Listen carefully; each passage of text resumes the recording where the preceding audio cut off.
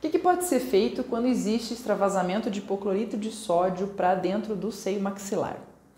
O hipoclorito de sódio em diferentes concentrações é uma substância química auxiliar amplamente difundida e utilizada na endodontia. E claro, seu uso restrito ao interior do sistema de canais, ele, tudo bem, é adequado, uma substância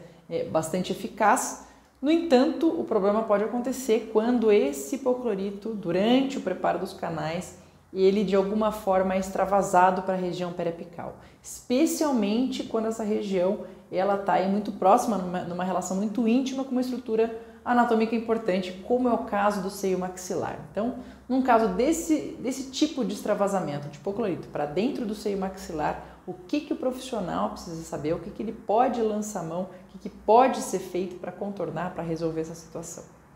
Bom, em primeiro lugar, o extravasamento dessa solução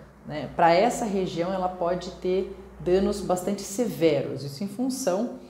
da delicadeza da anatomia da região, da mucosa do seio maxilar ser bastante delicada, das paredes ósseas dessa cavidade do seio maxilar, ela ser também bastante delicada, e dessa forma o hipoclorito, em função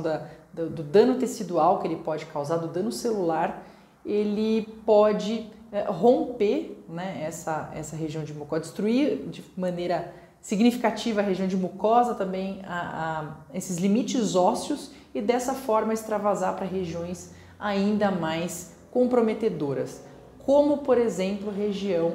infraorbitária, que a gente pode acompanhar nesse caso aqui, nesse caso relatado desse artigo, onde houve extravasamento de hipoclorito durante o tratamento endodôntico de molar superior. E, lógico, isso é totalmente atrelado à concentração da solução e ao volume extravasado, mas o dano aqui foi bastante severo, além de ter uma destruição tanto de mucosa do seio maxilar quanto das paredes do seio maxilar, houve um dano aí em região de assoalho de órbita. E isso levou a um dano permanente ao nervo infraorbitário desse paciente e posteriormente até originando uma condição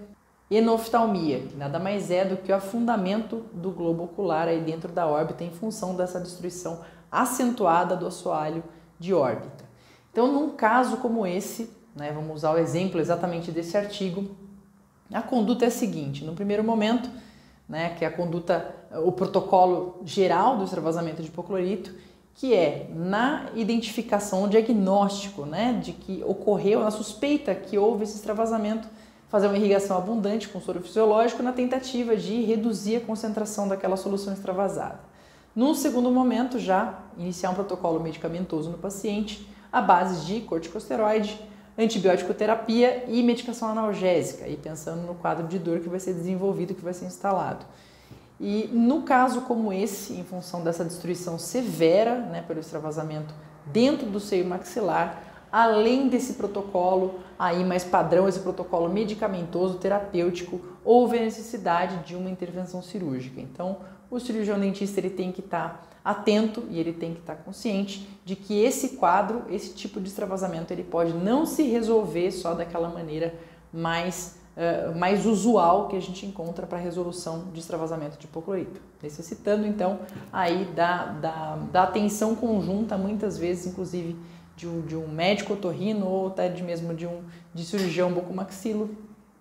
e numa abordagem multidisciplinar para que esse paciente consiga da melhor forma a sua recuperação.